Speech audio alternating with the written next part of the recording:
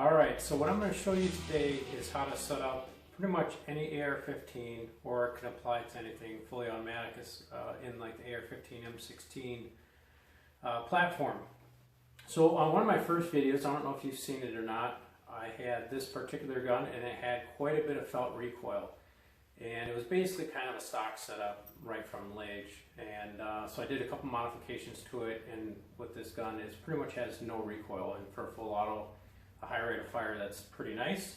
The firearm is unloaded, empty mag, fires from an open bolt, so actually the safest position for an open bolt is closed. Empty chamber. So one of the things that you want to do is get a good brake. This is the 3-chamber brake. That helps a ton with felt recoil. The other thing is this Max 1115 upper does come with an adjustable gas block. So when I first got it, it was set pretty much wide open. So I did tune that down. Basically, when you're setting your gas block, what I like to do is just load one round into the mag and fire it, and make sure your bolt will lock back. And you don't really need too much more gas other than that. That's really all you need. The other thing you want to do is look at your point of ejection. So if you're sitting here, you want your ejection from 3 to about 430. That's where you want your brass to land. If you're in front of that, you're actually running kind of hot. You actually have more back pressure than you need. So you can tune your gas down. And if you're to the rear, you're light. You could actually add more gas. So you can kind of look at where your brass is ejecting, and that'll help you tune in your adjustable gas block as well. So between the brake, adjustable gas block, the next major step that you want to do is make sure your stock height is at least bore height and higher. So the original M11, the stock came up down here. And what you're doing is you're adding a lot of leverage and the gun can tip up on you.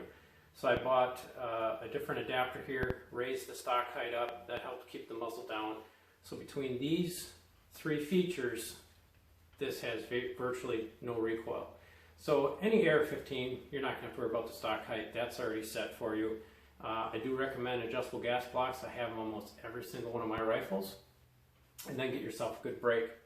The other thing is a good suppressor acts like a brake. This helps take a lot of felt recoil out as well. And you can see the nice coloration on there that we got this Omega, nice and toasty. One thing I tried last range trip, and it worked out really well, is I put a light coat of grease on the threads. And after, quite a few rounds, you'll come back in and try to take a suppressor off, and the carbon buildup almost locks us right tight to your threads. So I went out and had a range session the other day, and this thing pops right on and off, really nice. So that's something I just learned. I'm going to pass along to you guys if it helps you out or not. Go for it. I think I'm going to start doing that long term. But we're going to run out to the range. I have my old clip where this gun was kind of kicking like a mule, pushing me around. And then I'm going to do a side-by-side comparison now with everything tweaked and adjusted. I will shoot with the suppressor on and off, so you can kind of see the difference there. One thing I will say though is when you add a suppressor, you are going to add more back pressure. So my theory is I'll actually look like I'll have more recoil with the suppressor on.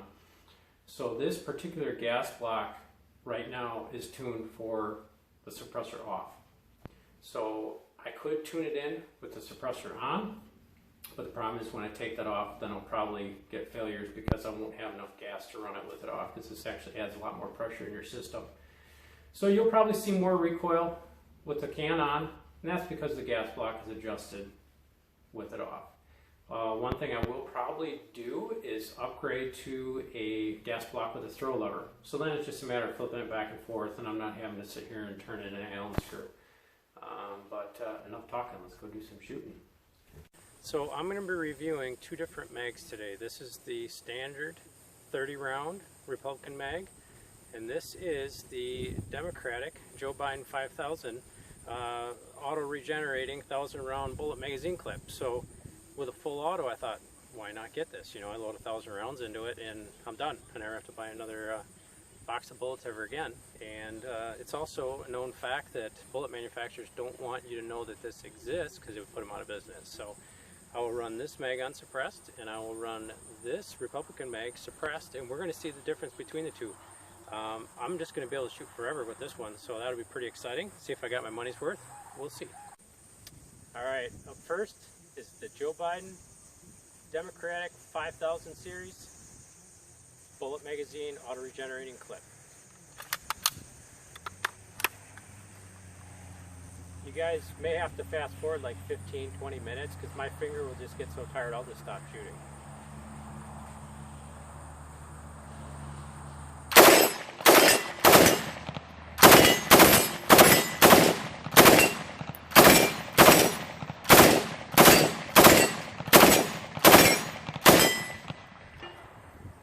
I think they lied to me. That was no 1,000 rounds. Just to make sure.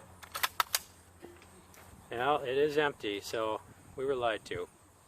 Let's try the Republican mag. Up next is the Republican 30 round standard issue mag.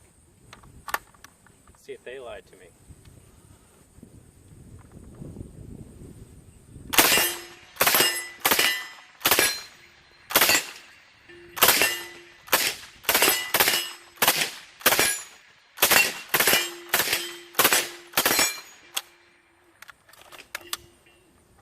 Nope. 30 rounds. Alright, the next thing I'm going to show you is the brass placement on the ground and show you the 3 o'clock, 4:30 position, and then with the suppressor on, how the brass actually went forward slightly. But like I said, this was tuned with the suppressor off. And also in the video you're probably going to see that the recoil is almost gone. Even with the suppressor it's very soft to shoot, maybe a touch more recoil. Alright, so that's where the camera was. This is me in the shooting position, so 3 o'clock is right here. All my brass landed right there with my suppressor off. With my suppressor on, let's just take a walk up here. Brass migrated up here, just slightly, so not too bad. So that's probably about 4:30.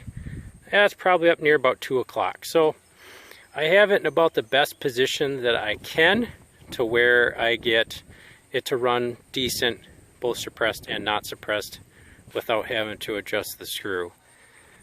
And then that's the targets I was aiming at right down there. We're going to load up one more mag and do a mag dump just for funsies. So I don't get out here a ton, not as much as I like, but got a day off of work today, so I decided to shoot a quick video. Hopefully it's somewhat entertaining, and just enjoy the M11 a little bit today. You know, I thought something was fishy when I was loading that Joe Biden magazine. I mean, I knew I put a lot of bullets in, but I knew I wasn't anywhere near 1,000, but I thought, well, you know, that's what they say, so give it a whirl.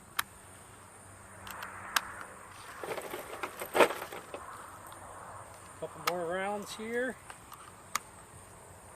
And this M11 with the Max 1115 upper has ran flawlessly for me. If you have an M11 or you're thinking about getting into the full auto world, this is honestly the way to go. It's very affordable, well, somewhat affordable. And the Max 1115 upper, I've had 0 problems. Failure to feed, ejection, I've never had one issue. It's ran every single round I've stuck through it. So reliability is amazing. Yeah. The quality on it's great. I mean, everything's just been fantastic. I did sight it in at 100 yards just to see how it would shoot. It was just some reloads I had laying around, so it's not like it was even tuned for this gun. But with the red dot, I was shooting 2 MOA. So to me, that's plenty good. I mean, you could probably even get 1 MOA if you actually took your time and dialed a load in for it. But 2 MOA for a machine gun, you know, I was just shooting semi-automatic, but that's really good. So, all right, we're going to do 1 mag dump here, and then we'll go inside. All right, here we go. 1 mag dump coming up.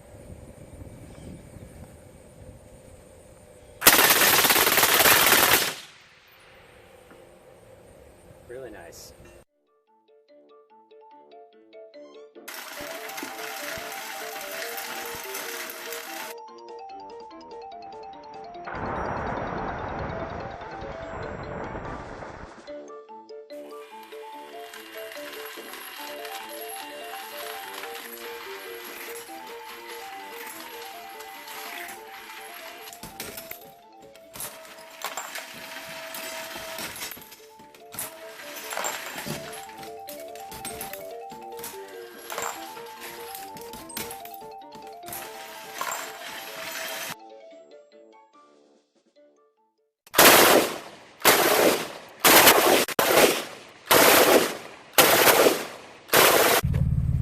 Oh no, I'm gonna scratch the car.